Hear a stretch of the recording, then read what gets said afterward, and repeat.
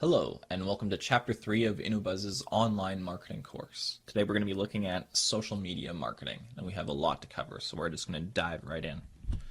Today we're going to do an introduction to social media. We're going to talk about some of the advantages and disadvantages. We're going to spend some time on the strategy and value, which will be crucial to the discussion. Then we're going to look at the 5 biggest social networking sites: Facebook, LinkedIn, Twitter, YouTube, and Google+. And then we're going to round out our discussion with some useful tools that you can use to help you out. So, what is social media? Social media is any form of technology which turns communication into interactivity. There are literally hundreds of social media tools and websites on the planet, but we're only going to focus on the largest ones, the ones with the most impact from a marketing perspective, which are truly global. So there are social media websites that have more traffic in certain areas of the world. There's one, I believe it's made by Google, that's very popular in South America. So while we're not going to focus on that one, if your company does have a presence in South America, you would want to research and pay attention to that. Always focus on what your target market is using. Social media marketing is harnessing social media in a manner which is beneficial to a firm. A key goal is interactivity and brand salience. Salience being how popular, how much your brand is at the forefront of the consumer. Social media marketing is commonly abbreviated to SMM. And the key is to create content which attracts attention and encourages readers to spread it around. Advantages. You are able to have a two-way conversation with your target market, which is fantastic because then you can get live feedback. You can figure out exactly how much people like your company right off the bat. Huge brand saliency, like I suggested in the previous slide. Research suggests that fans are 3 times more likely to convert than non-fans. So if someone comes in and likes your page, this research, which was very recent, it was just released, suggests that your fans are 3 times more likely to buy than non-fans, which is great. Social media is very useful for driving traffic to your website, and it's great for building loyalty and long-term relationships with your customers. It does come with some disadvantages, however. Because of that two-way communication, you do give up a lot of control. It will often require hiring at least another full-time staff member, and it does not come with any short-term ROI. It takes time to build up a base of people who like your page and are following what you're saying, and in that medium, you are looking at pure cost with very little revenue resulting from your investment. So strategy. Your primary goal is to build engagement by adding value, and this statement is absolutely key. Build engagement by adding value. So let's look at those two different things. When people are engaged with your brand, well, as marketers, we know that that's exactly what we want. That's the dream. The brand is salient.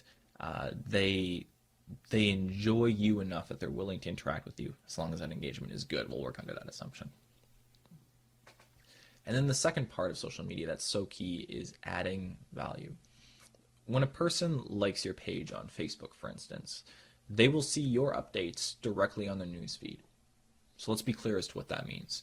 Your updates will share with their closest friends, their family, their acquaintances, and their work connections all have to say. And then you are sharing space with that. Social media is regarded to be very personal. So if all you do is 10 times a day, you spam, buy this product, buy this product, buy this product, you're going to have no one who likes your page initially is going to continue liking your page for any amount of time. They will unsubscribe from your updates really amazingly quickly. And the way that you avoid this is by continuously adding value. And we're going to look at some companies that really do a great job of this. In particular, bodybuilding.com is absolutely fantastic at adding value. I personally do subscribe to them, and they're marvelous. I'll share that with you in just a little bit. So, what are the differing methods for a company that wants to be social? Well, you can text. That involves talking to and inviting interaction. And you can also share articles from your website if you're content-based. If you're not content-based, you can share articles related to to your niche. For instance, an e-commerce store that's in high fashion can share articles from across the internet in any given week or any given period about the latest things that are happening. Just because you haven't written them doesn't mean that you can't share them. You can put up video, you can run contests, you can do polls. There are all kinds of ways that you can be social. Now, before we dive in, of course, we always want to create a plan. So step number one, what are the goals of the project? What do you want to do? Well, the main goal of most people who start up social media campaigns are going to say, well, I want people to like this page. I want X number of people. Okay, but that's good. Don't get me wrong. That's a good goal. But what are you going to do with that?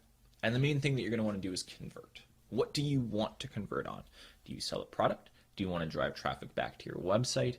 What is the point of generating tens of thousands of fans? And these have to be sorted out before diving in. Otherwise, what's the point? If I could give you 1 million likes to your Facebook page, but you don't know what to do with it, then that's no good. So make sure you have that plan made before you start. I really like this image because it's all about adding social media into the marketing mix, not just making it as its own siloed thing. So in this, by left the box internet marketing strategy, they've started with the premise of your company has an advertisement. And from that advertisement, well, normally, just as you'd expect, you will either convert a sale or you will not convert that sale. But there's one other thing you can do. Now that you have the social media presence, you can put a third thing in for people to join the community, which allows them to engage the brand, which gives you a second opportunity to convert or not convert, which is fantastic. It means that initial advertisement has become, well, just as effective as you wanted it to, perhaps more so because now people have joined this community. Marvelous. So don't think in silos, think in terms of your entire marketing mix. So let's look at some data. The most popular Twitter accounts post many times a day, but the most effective Facebook accounts post no more than once or twice daily. Okay, so why is this? Well, we got to look at the services and what they offer. Twitter is a continual stream of flowing information, and to the user, this means missed information. So posting many times a day means that there's a greater likelihood of the people actually seeing what you have to say. Facebook, though, like I said, much more personal. More than once or twice a day will be seen as an interruption, and people don't like to be interrupted when they're in their personal lives. Social media is being viewed, remember, as personal. So keep that in mind. Post more on Twitter, post less on Facebook. I believe, the data for the most popular Twitter accounts, I believe it's 13 to 18 posts a day. Conversions. So, before when you're asking what are your goals, well, most companies are going to want to convert fans to sales. Some companies are myopic about their traditional marketing methods. It always used to be talk to the consumer, always be telling them about your product, but social media changes those rules. A company that, as I said, a company that continuously interrupts a person's personal space will find themselves constantly losing fans. Because all of a sudden, you're not talking to your customers, you're interacting with them. And that's the key. So just how does one attract users? How do you get fans? Well, you have to provide great, relevant content to them. You need to be active. You need to network with other people and companies who have more fans than you do. You need to create relevant offers as an incentive to like the page or become a fan. You can use automated services, but this can be against the terms of service of those websites. And you can also include social media information on your website and advertisements, which is just as simple as putting the icons up on your Facebook page, on your website, and then having information on your social media in your advertisements. So InnoBuzz, were they to launch a TV advertisement, could put a little at InnoBuzz on the bottom of it, and that would cover things nicely. It would bring us back to that graph, that picture that I showed you just a few slides back. So let's look at Facebook. Facebook is the world's largest social media platform. It is unique because members utilize their actual names. Well, that's actually not entirely true anymore, because now with Google Plus and LinkedIn, those are the other sites where people do use their actual names. But when Facebook first came out, it was the only place really on the entire web where people used their real names, which was really interesting. 845 million active users were on the website in December 2011. 483 million of those were active each day. 80% of users are based outside of Canada and the US, so it really is a global company, and it's available in over 70 languages. There are 4 types of Facebook accounts. There's the profile, which is an individual user's page where they share information about themselves.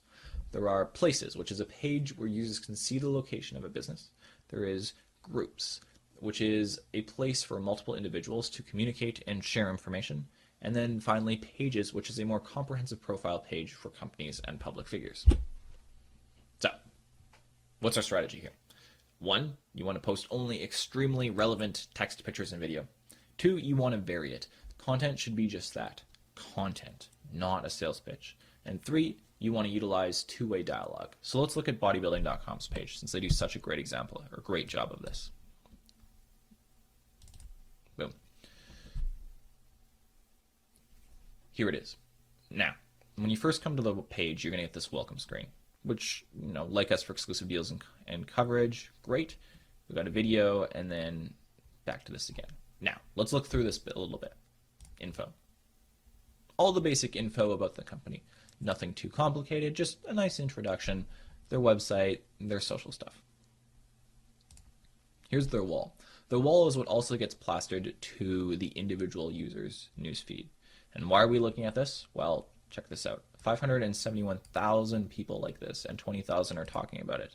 This number and how big this is actually going to floor you in a second, or in a few minutes, when I point out a massive global company, which is about 500,000 users less. So bodybuilding.com is doing something absolutely right. So let's look through kind of the things that they're posting.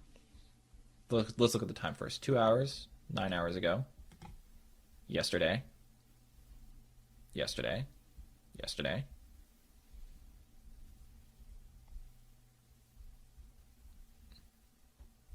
So they're posting 2 to 3 times a day of late.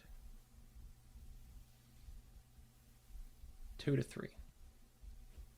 Which does go a little bit high, but that shows that even then that once or twice daily isn't a firm rule. So what are they talking about? What do you typically have for lunch during the work week? An article back to their website, another article back to their website, an interesting mention, a contest, article back to the website for a big bodybuilding.com event or a big bodybuilding event. Same thing again. Sales, okay.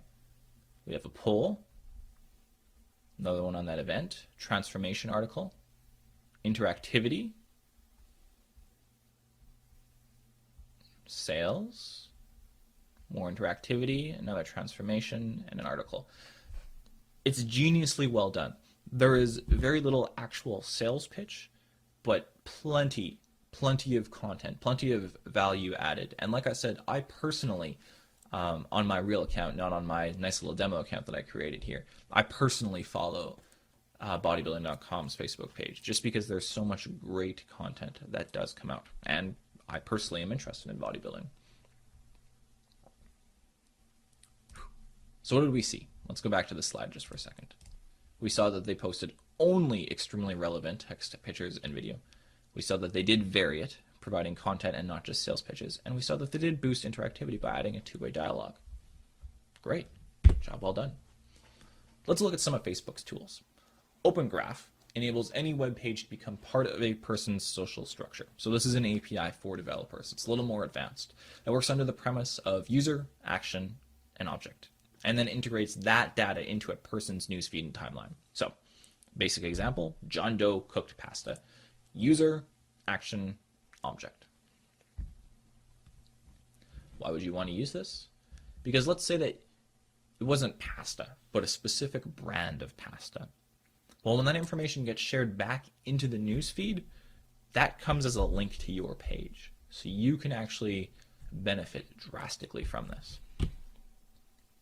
New to 2012, frictionless sharing is the ability to share what you're doing without having to click like or share. So for instance, if you were to buy a book from Amazon.com, it would instantly share this information. Justin purchased this book. But this raises an important issue with social media: privacy.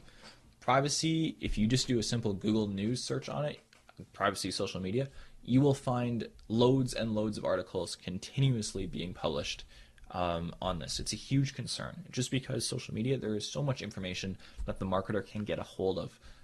But at the same time, you have to be careful how you use it, right? Similar as always. I mean, basic tips still apply that have been going on for years. If you have that information, put it in an encrypted database. Make sure it's all password protected and very secure. And then don't gather information that you don't specifically need. There's no reason to, and with so many privacy watchdog groups out and about now, getting caught for something like that can actually have a huge concern. So when we look at something like frictionless sharing, some people are concerned that it goes over the top for privacy. Okay, so if you do decide to implement this, and Facebook is just the first companies are starting to do this right now, make sure that it's not too obtrusive. There's not too much.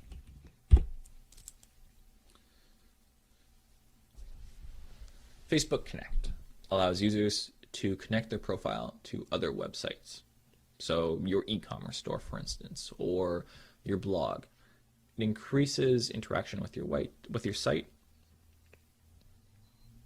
because people are using their real names, which is nice, on a platform that they're already familiar with. However, not all sites will want to use Facebook Connect. The one that comes to my mind first and foremost, and it's the most extreme example certainly, is adult sites, where if a person were to comment, they probably wouldn't want to use their real name. So even with all these tools, make sure that before implementing them or just saying, well, it's in this online marketing course, we just have to do all this, always take the time to think, what will my target customer want? Let's talk about Facebook pages a little bit here. So we're going to talk about creation, management, retention. Well, retention we've mentioned a lot. Management we've mentioned a lot. So we're going to show you how to create one really quick, and then we're going to look at some examples. So creating one is super simple.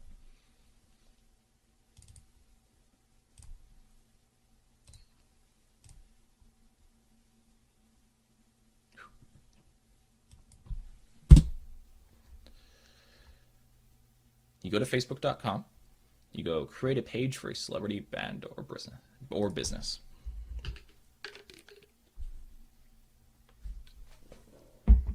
From here, local business or place, company, organization, or institution, brand or product.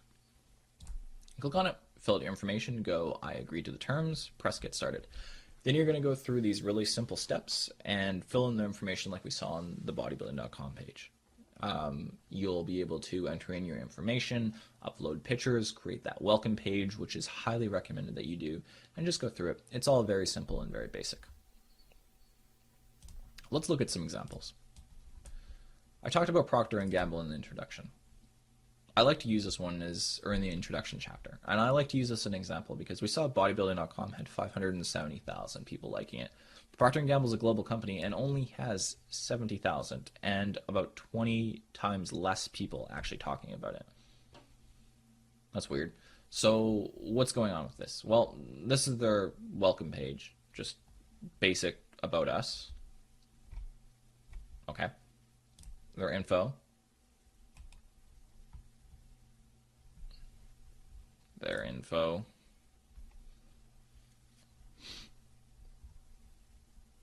A little more corporate, but it doesn't mention some of their many brands that they have. Okay, now let's look at their wall.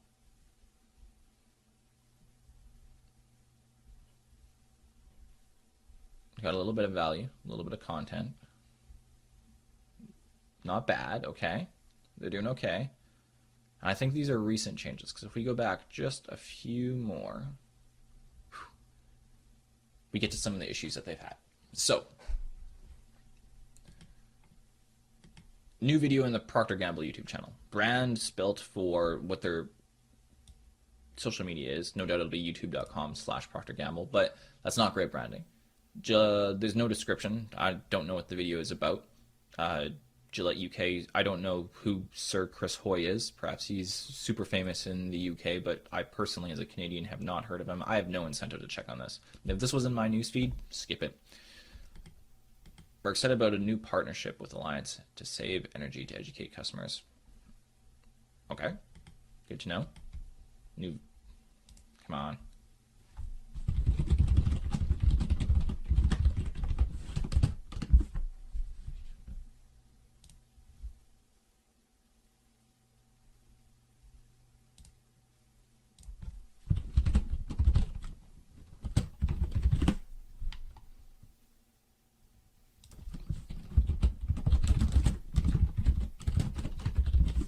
And if you'll bear with me for just 1 second here.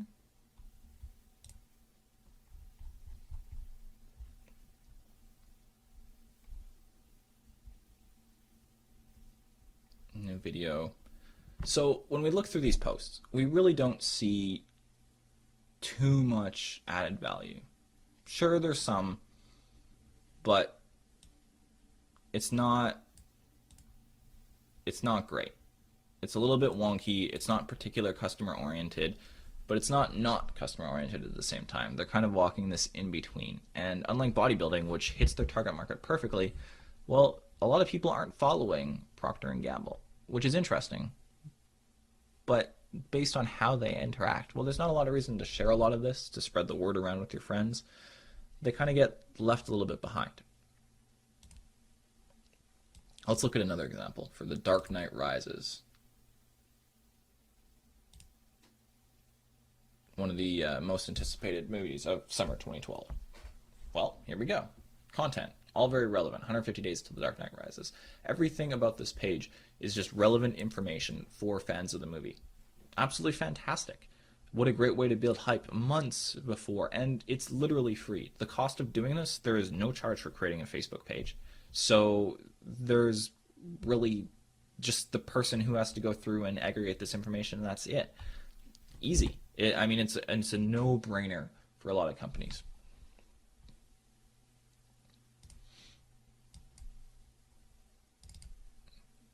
And you know what the cool thing is? That last page, that might not have even been an official page. And if it wasn't an official page, well, that's even better in many ways. So, let's look at another example here. Real estate. Well, except it's not real estate, it's a guy's real estate. The last post was 28th of May, 2010.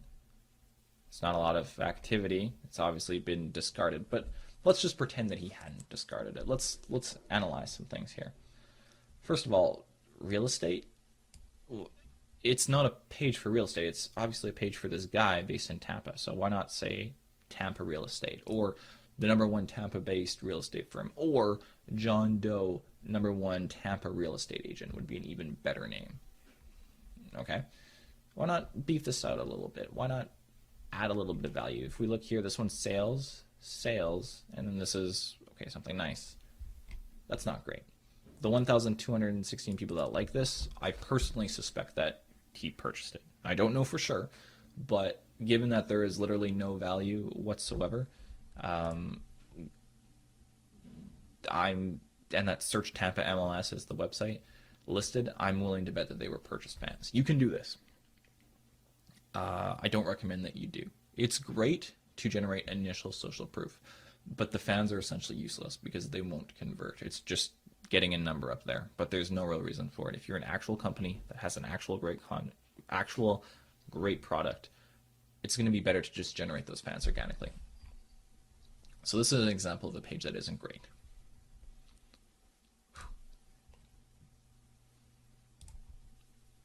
Let's talk about some more tools that Facebook offers. Facebook Insights is the analytics package for Facebook. It tells you everything you could want to know about your fans without having to violate their privacy. So here's a couple of examples of the kind of data you can see in it. This one's all about sharing. So how many people have liked your page and shared it on that day, the kind of feedback given. And this is about demographics. So it's all very important to the marketer. Facebook Places and Check-in allows users to check in their location onto the network. It helps generate social proof and word of mouth. So if we look over here, we'll see this person was here in Hubstown. Okay, so it shows up on Hubstown's actual page, but also it shows up on this person's news feed. So it'll say this person was at Hubstown, and there will be a link to the Hubstown page. So word of mouth gets spread and social proof. This person has been there. Maybe they'll put a comment on it, but if not, they were here. People know that you've been there. And this pops up on my news feed quite a bit, and it always makes me interested to see where people are, what's going on. Oh, they're here. I moved to Vancouver not too terribly long ago, and since I don't know too much about the city, I'm finding it a very useful way to figure out what places are good and where people go regularly. Sponsored stories is a new thing. It lets advertisers take word of mouth posts and promote them. So if one of my friends checks in at Starbucks and then says something about it, it allows Starbucks to pay to put that up on my wall or on my Facebook in the sidebar. So not in my newsfeed itself in the core central column, but on the right column as a sponsored story, which is a really cool opportunity for marketers. Facebook applications. There are many of them, mostly games. They can be monetized by utilizing credits. Credits are just like tokens in an arcade or amusement park. They're a way to play the games and buy virtual goods on Facebook. So it's a definite opportunity there for developers if they were so inclined. Business applications for e-commerce. We've talked about content-based sites a lot, but not too much on e-commerce. So one of the things you can do is add APIs to your site to increase shares, likes, and reviews. And APIs are just developer stuff. It allows increased interactivity. Code that you don't have to code yourself is a great way of thinking about it. So there was that like button that Facebook came out with, or the share button. And this would allow, like if you sold scarves, then it would allow a person to like a specific scarf. It would show up on their newsfeed, and that's great for you.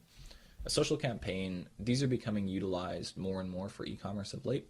And the reason being is that Facebook is kind of playing around with the whole idea of purchasing. So we see on Facebook an add to bag, an actual purchase, an actual store.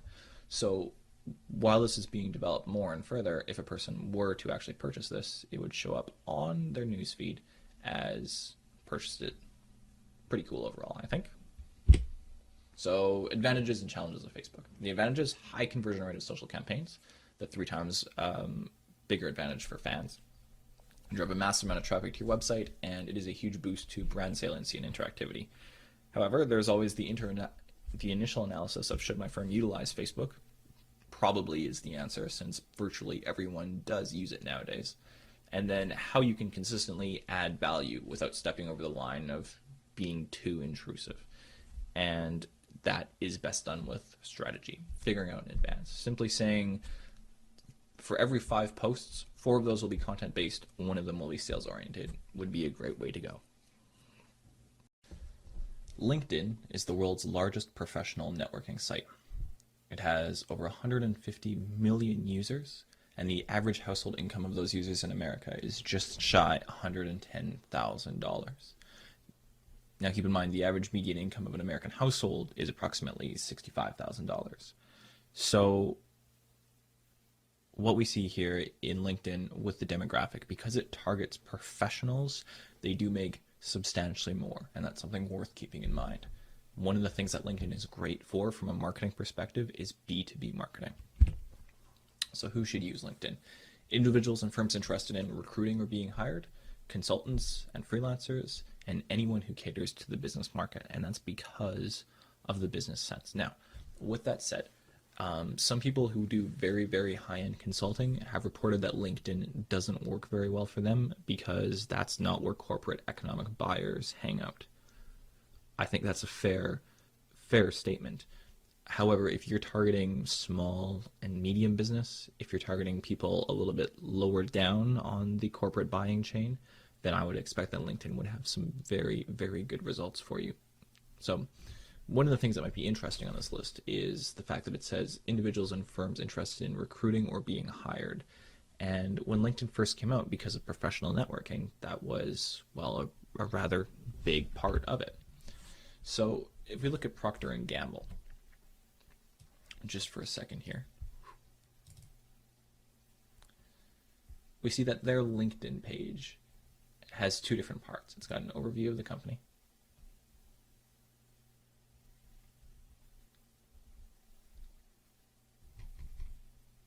and then careers. And if you'll note, this is very different from the Facebook page that we saw earlier with Procter & Gamble.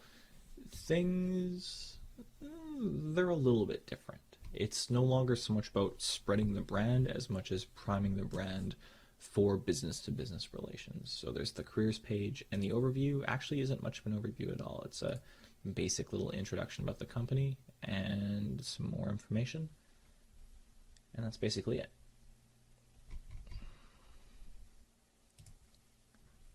So let's look at a personal profile just for a second here. This is a person who was just hired at Procter & Gamble. And if we go through and, all right, we can take a look and we see associate manager, we see some of his experience, his education, and what he wants to be contacted for, his websites, and his blog is linked to as well. Okay, fantastic. So this is all very different from the Facebook profile or the Twitter feed, as we're going to see very soon. LinkedIn, the key here is professionalism.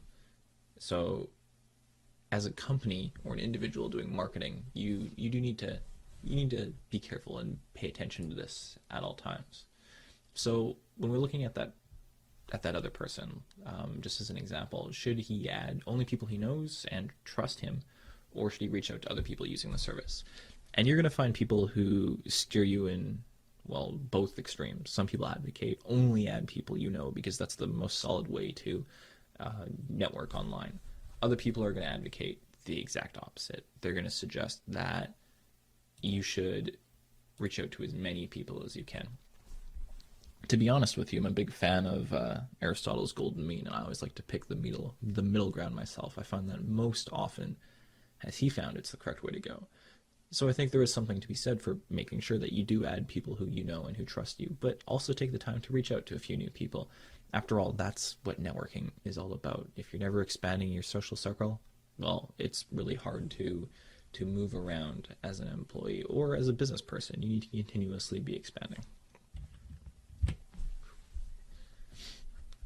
When it comes to using LinkedIn, you're going to want to focus yourself or your company as a leader. That's the key.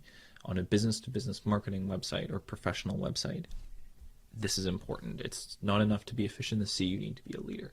So how can you increase your reach and influence? Be active on the service, create and manage groups, answer questions, and make sure you provide and get testimonials from people. Groups allow you to discover the most popular discussions in your profession. Users can like and comment in groups, and you can follow influential people or become one. So here is an example of a group.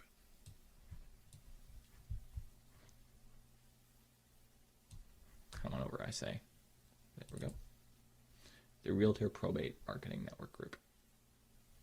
So there's nothing too complicated about this. As you can see, LinkedIn is a very, very simple service. Some discussions, what people are talking about,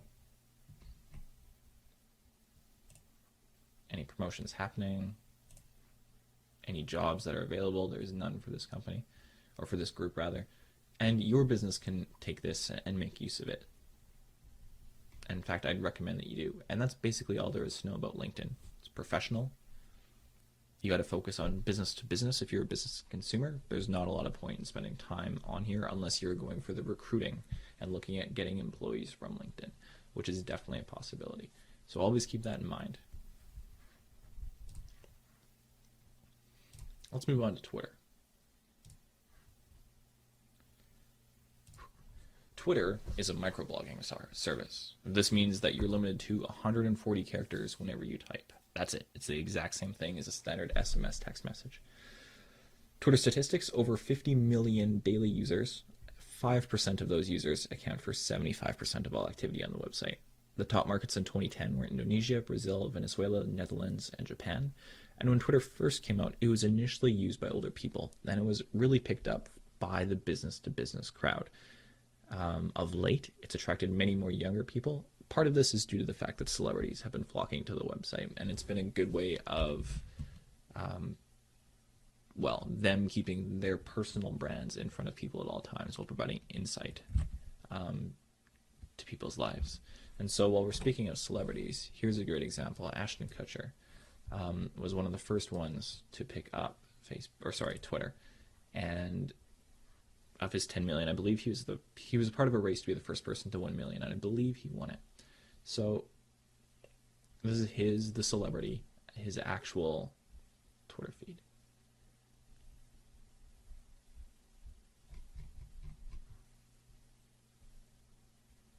And if we look, we see that he updates often enough. Not too often, but certainly a couple times a day on average.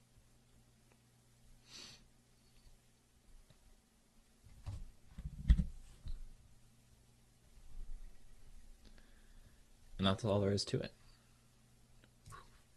So why would you want to use Twitter? Well, you can use it to build your reputation, as Ashton Kutcher did. You can use it for promotion and sales. You can use it for conversation, and you can use it for listening and research. The next example that I'm going to show you here uses actually 3 of those 4, and that's Brian Clark of Copyblogger. If you do any kind of writing or keep a blog at all, I would highly recommend you check out copyblogger.com. It's an absolutely fantastic website. So this is Brian Clark's. And remember those 3 things that he does. Well, we want to make sure that we keep value going as well throughout all of this. That's important. So let's just look. We know that his target market is writers, people with blogs, and people with their own businesses, mostly very, very small businesses. So the path to becoming a copywriting career, yeah. A little bit of technical support for one of his products. Same thing. Relevant link. Relevant information, adding value. An interview with a great copywriter. And so if we go through, Brian uses this to build his own company, manage his reputation, offer a little bit of support. It's great. And look, 103,000 followers. And for a person who isn't a celebrity, that's actually incredibly high. He's doing very, very good for himself. But it's continuous value, continuously being added in. We see, as we'd expect, remember I mentioned the most successful Twitter pages typically have quite a few posts a day. Here's all the ones from the 23rd, all the ones recently. That's the key. Frequent updates.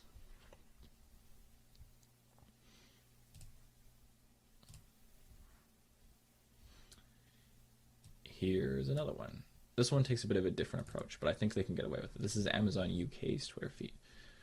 And if you look at theirs, a lot of their links are to their site. The contest, but a lot of this is a little bit of irrelevant information.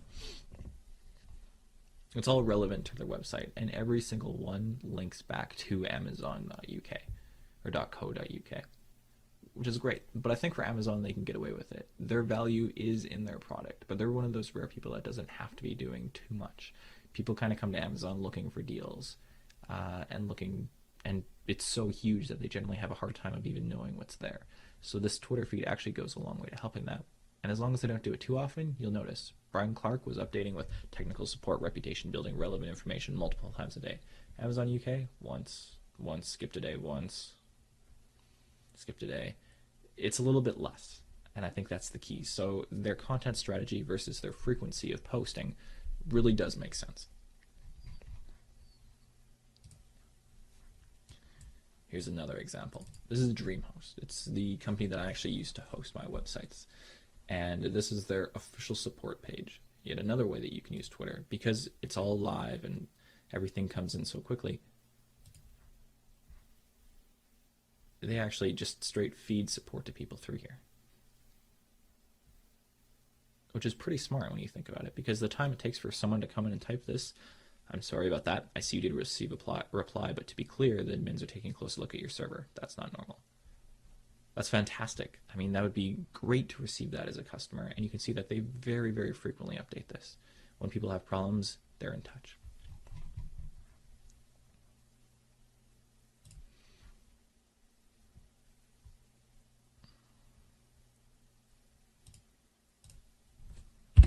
So one of the keys to Twitter is following people and people following you.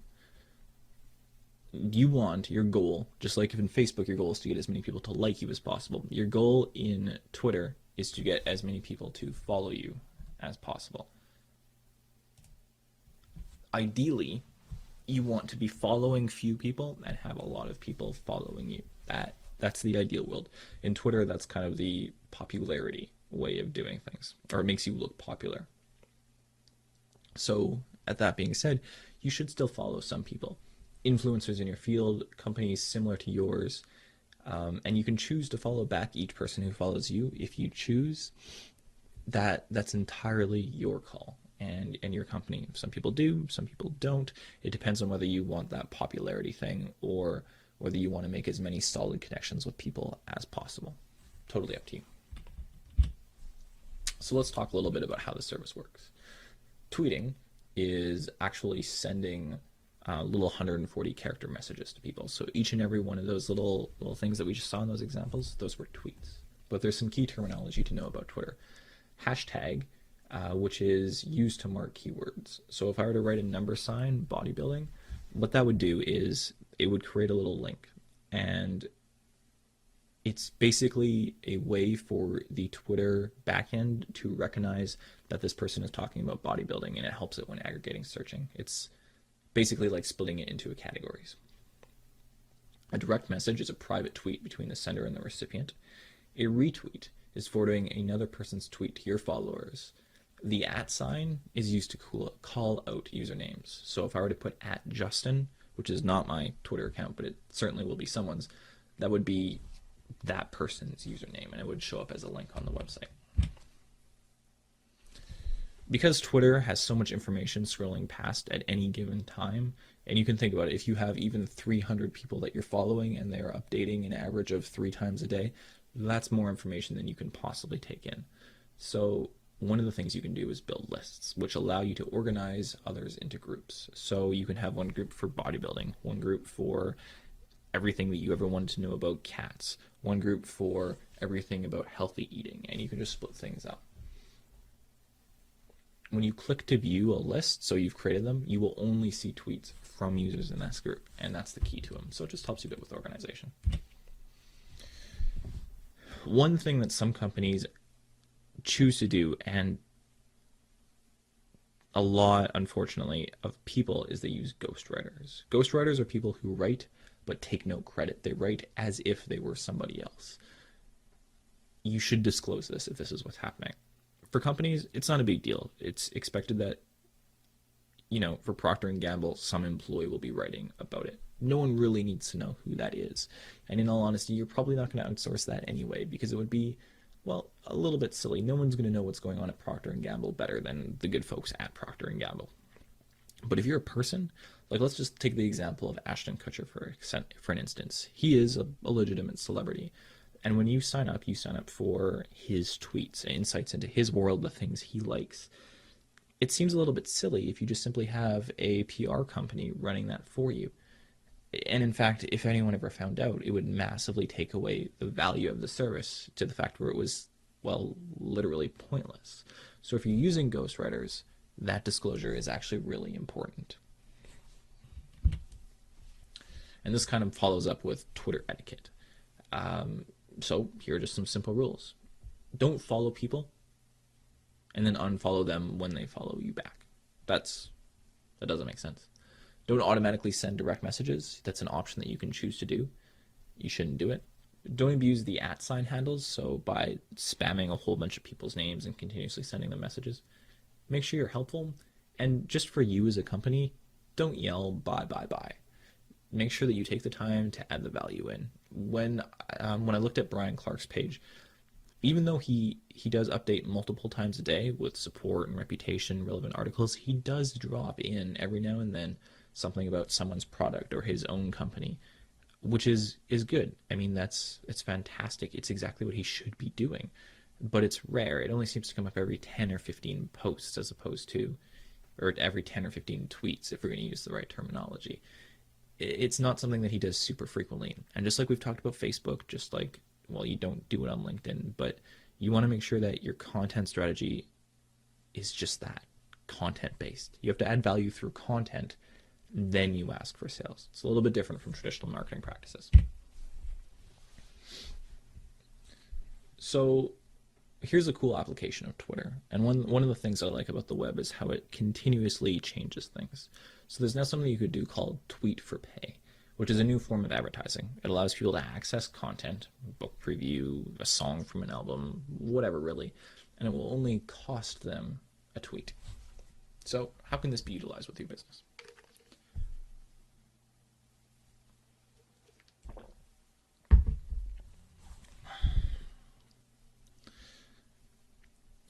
let's say you're a software developer and you build Flash games. Some of these Flash games, completely free. Other of them are really complicated and integrate in with various mobile devices that you have to pay for. You're having some issues. The games that are free and web-based are very popular, but you're having a hard time converting people from the web over through to your paid games.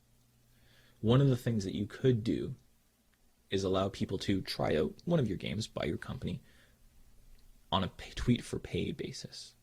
So they'll try your game on the requirement that they message the people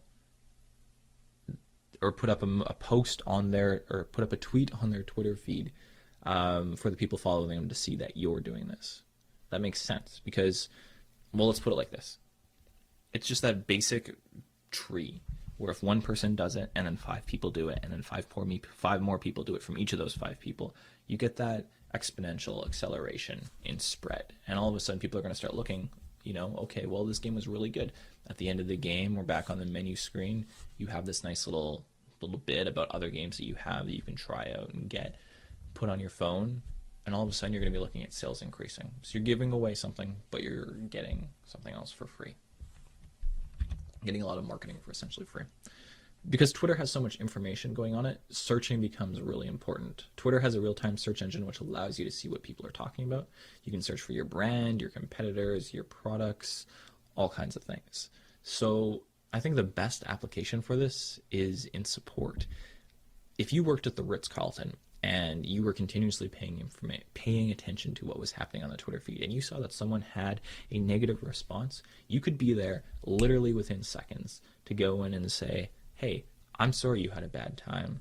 What can I do to make this better? In fact, why don't I just give you a free couple nights stay? I'm sorry that we didn't live up to your expectations. I hope you'll give us another try. Something like that. That's something that will stop that spread of negative word of mouth from happening. And meanwhile, you can also do the exact opposite. If you see that people are raving about your product, 1 or 2 people, you can send them additional stuff, send them additional gear. You can absolutely go down that path.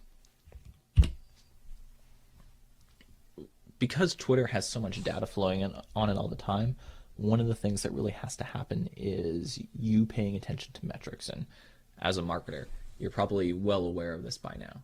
Twitter does provide its own analytics package, and this little picture down below, that's an example of what you can see in the analytics. It's not bad. It's become a lot more robust of late.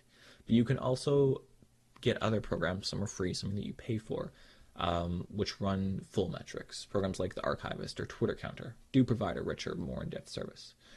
Google Analytics, though, can also measure Twitter, which is important. So in the end, you have plenty of data flowing in. For the average company, sticking with the Twitter Analytics is going to run you just absolutely fine. If you ever feel that you need more information, give Twitter Counter, the Archivist, or Google Analytics a go. Okay, so you've got your business on Twitter. Now you need to attract users. How do you do it? Well, it's actually fairly similar to Facebook. All the steps are basically identical. By providing great relevant content, be active, by networking with other people and companies who have more fans than you, by including the social media information on your website and advertisements. But here's a new one, following other people. Because there's a bit of an etiquette thing where if you follow someone, they'll often follow you back. It doesn't happen all the time, but you will grow your audience, or you will grow your followers by following other people, which is pretty cool. So all of these things working in conjunction with each other will be great. And the thing that I advise, don't cherry pick from this list. Don't pick 1 or 2 things and then call it good. Take all of them, because social media is very similar to SEO in the sense of you don't really get the option to, pick one thing that you'll try and then another thing. You kind of have to do it or not. So just dive in and go crazy. Twitter comes with a whole bunch of useful tools. There is Twello, which is the Twitter Yellow Pages. Tweepy, an account management tool, which is very handy. And then Bitly, which is a URL shortening tool. And this is, maybe you caught this actually when we were looking at Brian Clark's and Ashton Kutcher's Twitter feeds. They didn't have long URLs. They were continuously linking, but they were always very short. Services like Bitly will shorten URLs, so even though you only have 140 characters, you can still fit in all the information that you actually want to fit in. Oof. Let's move on to YouTube, the online video sensation, and it really is a sensation. This firm is just spectacular. It's owned by Google now. They bought it out for a price over $1 billion. YouTube is video based. And because it's video based and because attention is something that goes away very quickly, amazing content is the key to YouTube. We've stressed this a million times. Add value. You have to have value. You have to have a content strategy. With YouTube, you need a good content strategy, a really good one. It's not going to be enough just to put up some links from your website anymore. It has to be creative and well done. Many companies have the dream of going viral, that is, having a video that is viewed by tens of millions of people. And this takes a lot of creativity to pull something like this off. It's not easy. You can also pay for it, but it's going to be very expensive to do that. So just how big is YouTube? Well, it gets over 100 million monthly viewers, which is an absolutely insane amount of traffic. So strategy. The strategy for making an ad on YouTube is actually eerily similar to making a TV ad. You have a process that you need to plan out. However, there are a couple extra things that you need to keep in mind. The main one being, this is social. With a TV ad, you can just put it up on TV and measure as best as you can how well it works. Well, with YouTube, you directly measure how it works, but you also have people interacting and commenting and recommending or not recommending your video. So you need to answer typical questions like, what is your budget?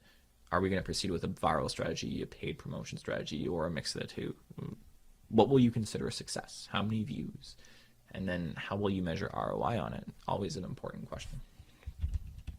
The social aspect. So with all videos that you create, it's important to encourage social sharing, comments, and reviews of your video. This takes confidence in what you've created. It's not the same anymore, like I said. People don't just watch it and then move on to the next one. You have to know that you've created something great, that you've added value. And I think that the average firm that does take the time to plan it out, they will know. They will absolutely see, yep, we have something great. Make sure that you pay attention to the comments and reviews and learn from them. If you make a video and it gets 1,000, you're a popular company, and it gets a couple thousand views, something didn't go right. Try to get some comments. Maybe send it around to some of your friends. Ask other marketers. Try to figure it out.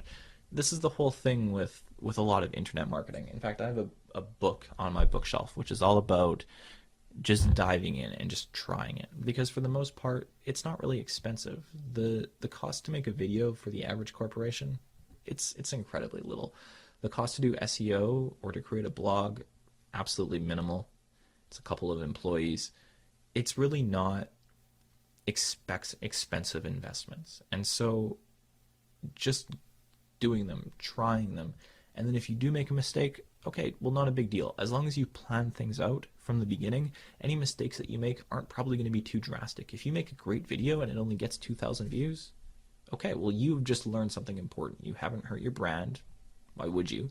And now you still have this video. It's still good. You can simply take it down and rerun it later. You tried doing a viral strategy. That didn't work, so you can switch over to a paid promotion one. That's fine. You can put it up on your own website and run a PPC campaign, a pay-per-click campaign back to your website. There are all kinds of options that you can do.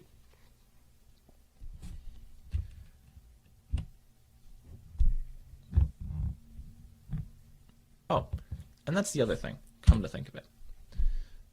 I was just reading that last sentence. You don't have to get it right every time, but you need to be steadily building up your brand. And this is true, actually. You don't need to run a perfect pay-per-click campaign. You don't need to nail your SEO right out the gate. You can make small mistakes. This is different. It's not like investing millions on a TV ad and hoping that it works. It's small, incremental, and safe. That's the whole thing with internet marketing that makes it so amazing. That and the fact that everything's measurable, I love it. So let's talk about account management a little bit here. Creating an account on YouTube is free and very simple. You log in with your Google account, which you probably already have, but if not, you simply fill out a form. For account management, you want to do two things. You want to add friends and get subscribers, and you want to customize your profile so that it matches the branding of your company. That's all pretty basic stuff, and you can just walk through it. It's not too difficult at all.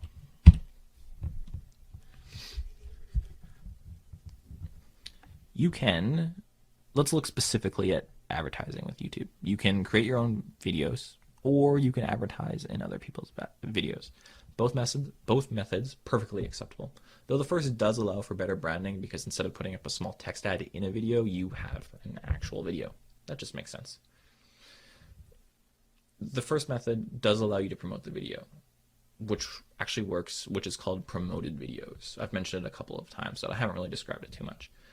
It works just like setting up a normal ad. You install the video, or you upload the video to YouTube. You set up keywords, and then you pay per click. So if that ad shows up on the homepage of YouTube, you're only going to actually pay if someone clicks and watches that ad. That's fantastic. And then advertising in other videos through AdWords is how you go about that. So if you already have an AdWords account, you just go through the options, you check off video, and you can integrate it directly into YouTube from there.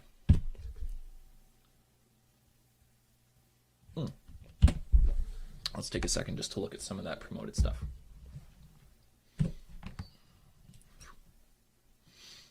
So here's YouTube.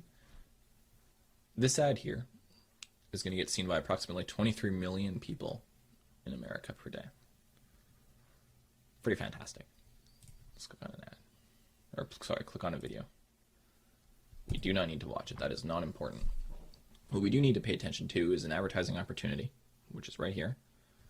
YouTube has relevant selection, suggestions. So these are other videos produced by other people. And then we have the promoted ones up here.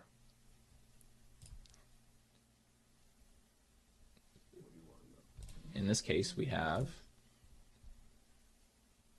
NBC promoting this video, which is pretty great. And as you can see, it's working. They have gotten a lot of views. So it's fantastic. And that's part of what we talked about. Creating your own videos and then allowing you to promote the video, which works just great. And see, here's the problem. Viral videos are great because they get millions of views and cost you nothing. But the problem with that is, well, how do you make a video go viral?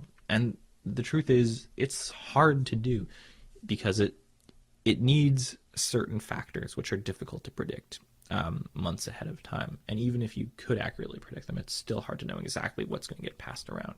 Like, for instance, there was this video called Charlie Bit My Finger, which was just about a kid whining about someone named Charlie biting his finger. It's, of all the baby videos on YouTube, it's comical, but how could anyone have known that that video would be the one that would go viral? You can't. It's impossible to predict it. There are literally 1 million cat videos on YouTube. Some of them have basically no ads. Some of them have millions again. Getting the viral thing down is hard. It's tricky. And so far, there hasn't been a great formula derived by marketers yet. So if you're looking for a steady way to build up a lot of views, then the best way is going to be to go for the promoted features.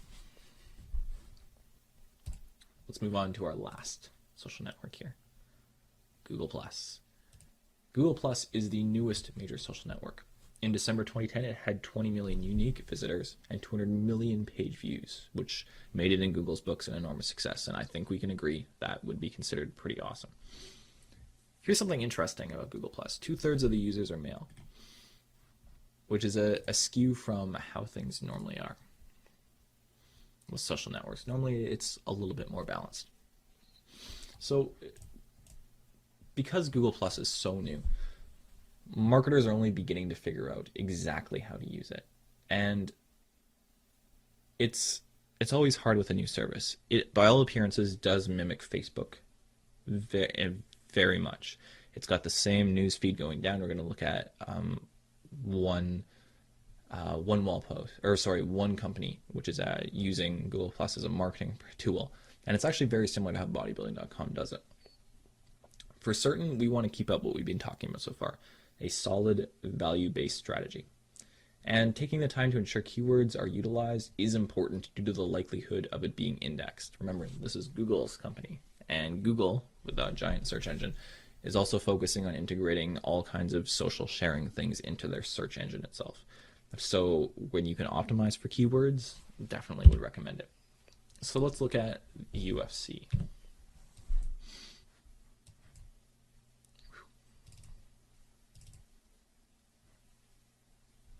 So this is their Google Plus page. Instantly we see that it's very clean. A shortage of advertisements at this point in time. We've got the steady stream of value being added in.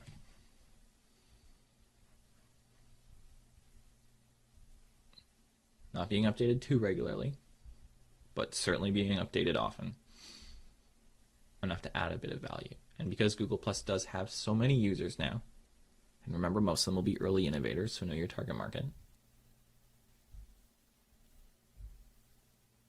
We definitely see some opportunities. Their about page, very short. I think there's an opportunity there for them to expand it. Some photos, some videos.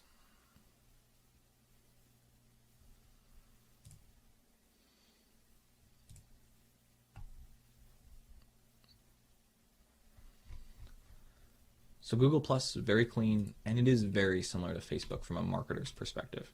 Obviously, because it's so new, it doesn't have all the tools that Facebook has, but you can look forward to them coming. Google will be working on it. The giant advertising company, you can bet. You can absolutely bet on it.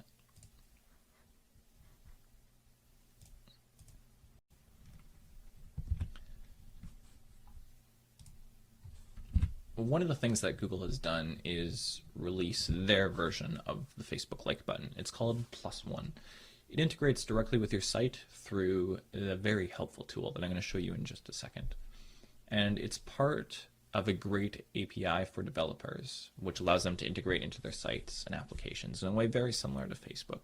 So a lot of this is still being beefed up, and developers are still figuring out exactly how to use a lot of it. But this +1 button, you can use instantly.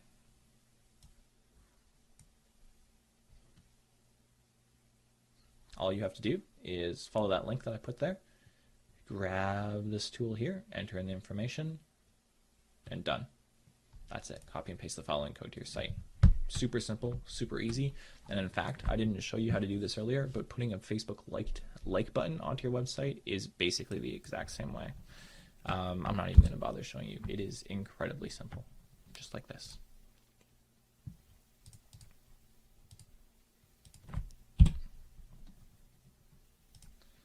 So, in conclusion to this massive chapter with tons and tons of information, the importance of social media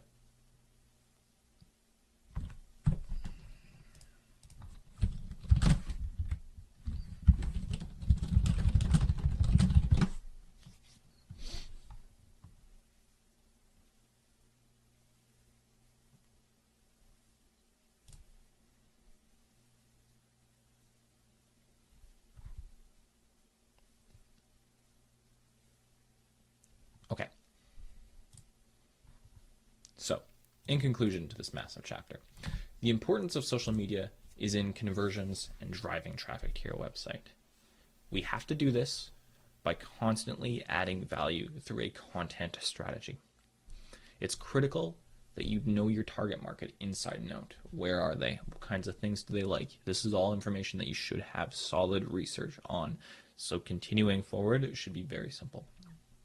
Make sure that strategy that you create is intelligent. Know your service. Do not spam your users. It's critical that you take the time to add value in.